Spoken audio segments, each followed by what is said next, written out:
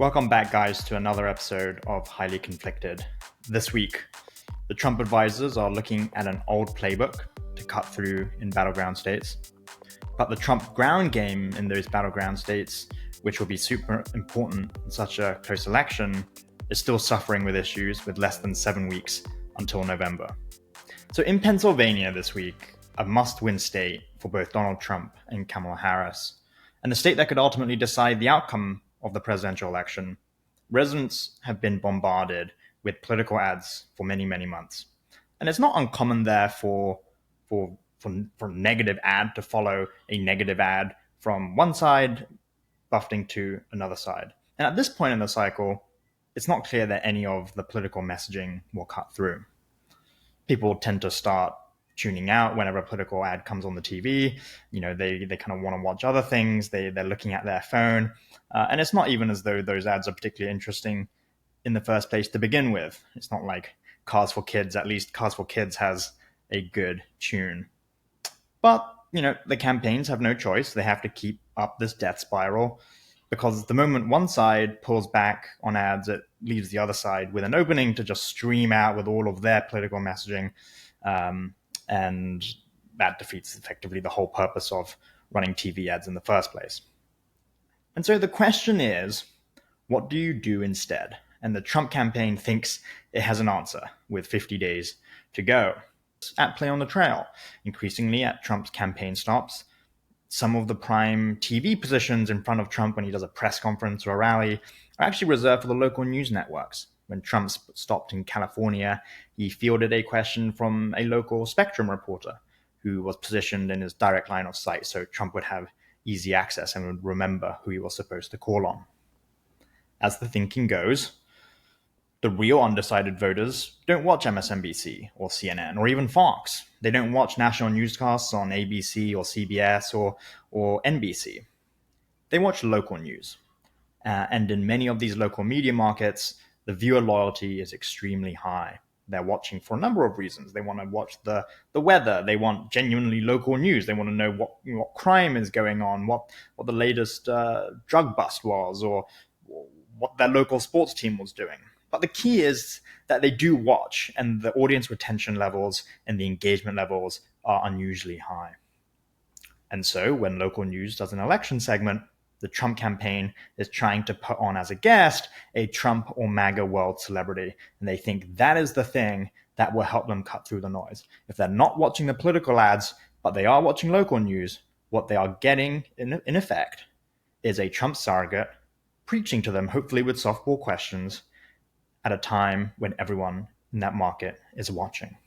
Now, this strategy is not particularly revolutionary, nor is it new. It's been going on for a few months already this cycle, and the Trump campaign, as we've said, even tried it in 2020.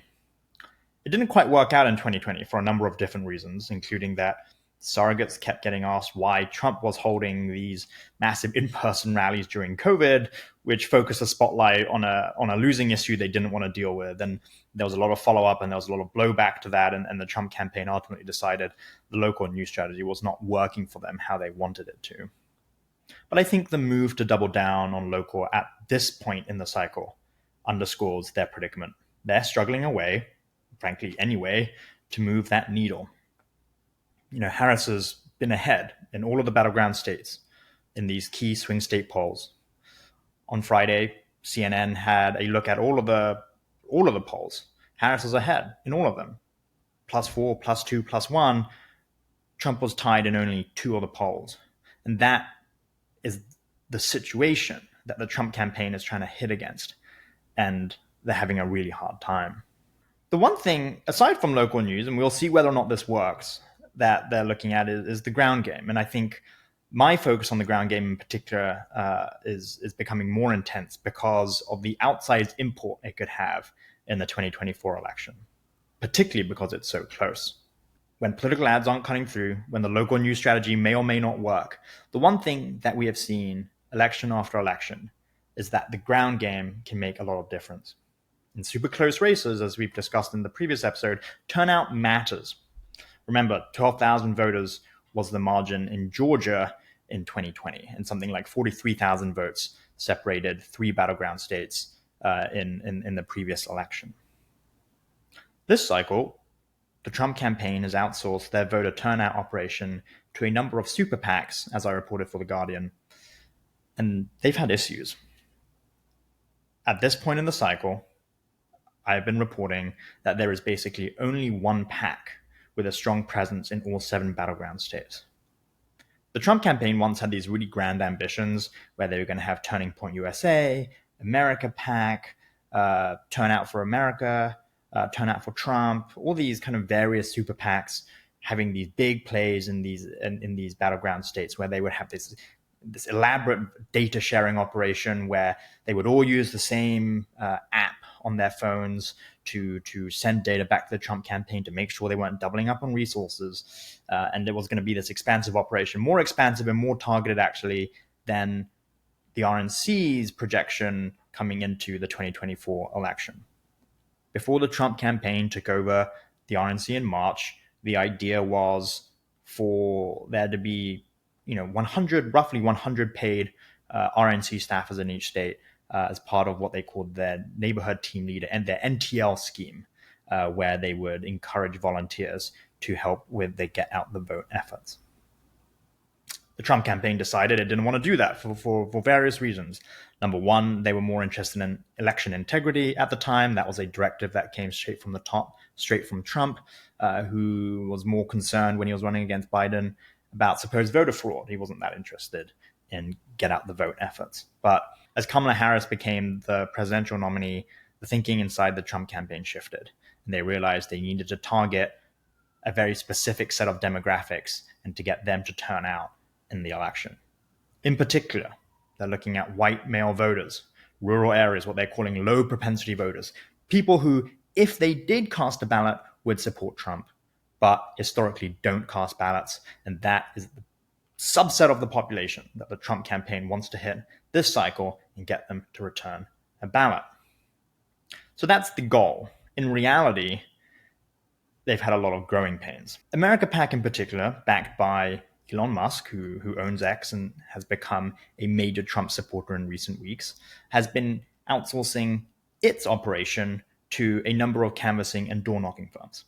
America PAC's an interesting example, actually, because it is the most ambitious of all of the PACs, and as far as we can tell, is the only one of the constellation of PACs that actually has a presence in each battleground state.